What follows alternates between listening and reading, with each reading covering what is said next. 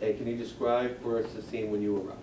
When I arrived in the front of the residence, I met with Danielle and Todd out front of their house, or the victim's house at that time. As I was getting my medical equipment, they explained to me that they had found the neighbor inside of his house on the floor bleeding in the back of his head.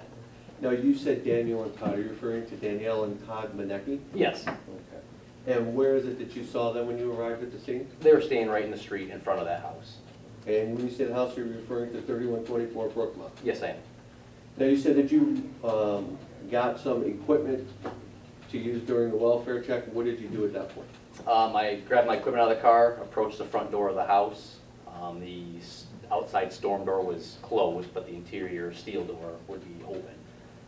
I opened up the door and observed the victim lying on the floor at that time. Okay, and can you describe for us what you saw?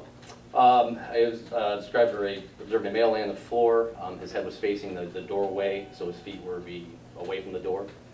There was a white garbage bag over top of his head. There was large amounts of blood on the floor and also splattered up on the wall. And when you saw this, did you enter the building? I did. And can you describe for us what you did once you went inside? I went inside, immediately checked the victim for any signs of life. He was cold to touch. I observed brain matter on the floor. At that time, I determined he was deceased. Were you able to determine at that time whether or not the decedent's body was stiff or was it still pliable? I don't recall that time. I just know he was very cold to touch. Okay. Once you determined that the person on the floor was no longer alive, what did you do?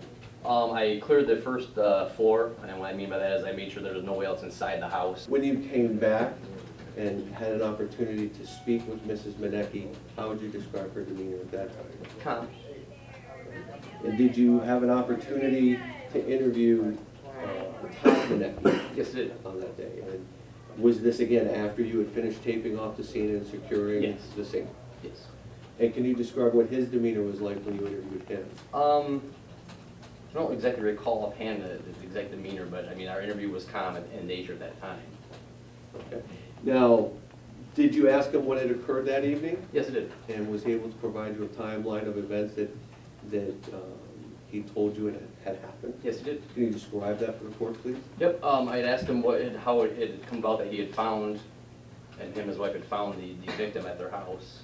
He told me that between 6 and 7 p.m. that night, Mr. Minka had approached him and asked him to take him to the store, in particular Harding's, because he was not feeling well.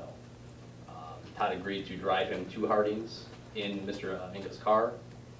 He told me that about halfway to the store, Mr. Minka began feeling worse and told him that he was going to vomit and requested to go back home to the residence, which he says he did. They turned around and drove back to the house. Todd told me that he parked the vehicle, Alfred's vehicle, in the garage of his residence, got out, left the keys in the ignition because that's what Alfred Minka wanted and always had done. He said that he last seen Alfred walking to his house as he was walking back across the street to his residence. Did he indicate whether or not there was any conversation between the two men as Mr. Minka went back to his house and Todd was finished parking the car in the garage? He just told me that he parked the car, and then when he got out, Alfred was going to his house and Todd was going back across the street to his house. Was their end of their contact at that time.